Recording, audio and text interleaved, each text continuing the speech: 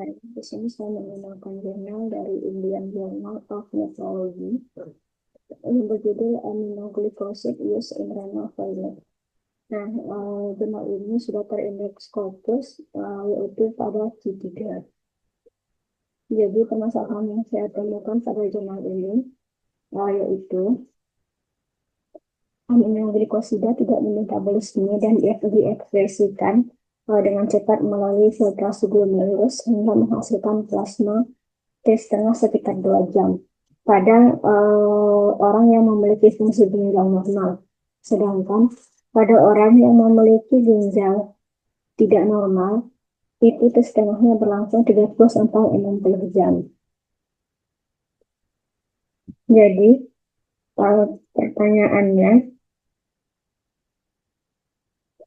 bagaimana penurunan laju filtrasi glomerulus GFR secara langsung mempengaruhi clearance gentamicin dan memperpanjang waktu paruh sehingga meningkatkan risiko nefrotoksisitas.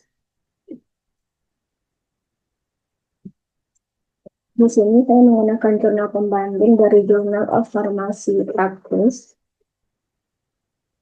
yang sudah terindeks, yaitu Q1.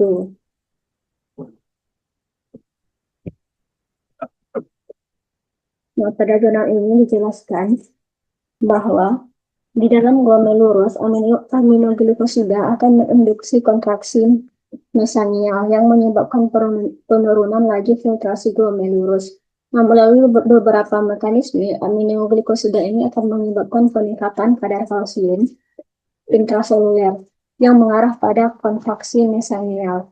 Nah, mekanisme tersebut meliputi induksi sekresi faktor pengaktif trombosit, aktivasi enzim renin angiotensin aldosteron, dan juga produksi vasokonstriktor seperti endothelin-1 dan tromboxan A2.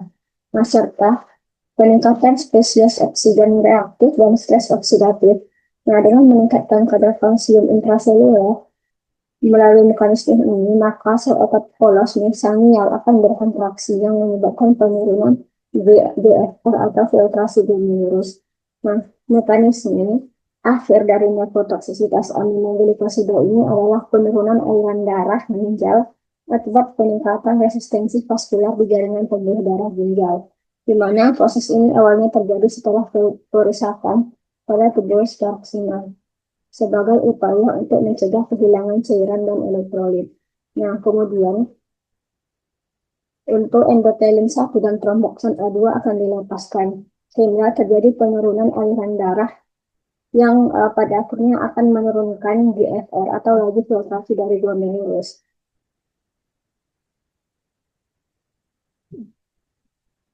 Selanjutnya, pada jurnal yang berjudul Clinical Pharmacokinetics yang sudah terindeks Scopus, yaitu Q1.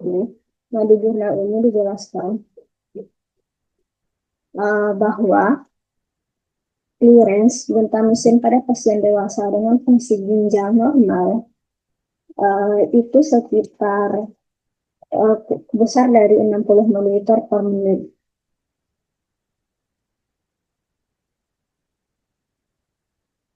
Nah, gentamicin ini terutama didistribusikan ke dalam kompartemen cairan ekstraseluler. Karena distribusi gentamicin ini pada orang dewasa normal dengan fungsi ginjal yang normal itu sekitar 19,5 liter per 70 kg.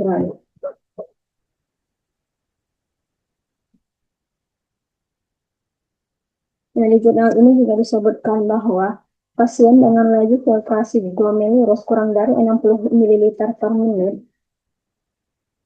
itu clearance-nya diperkirakan lebih rendah dari 5,4 liter per jam per 70 kg pada pasien obesitas dengan gangguan fungsi ginjal.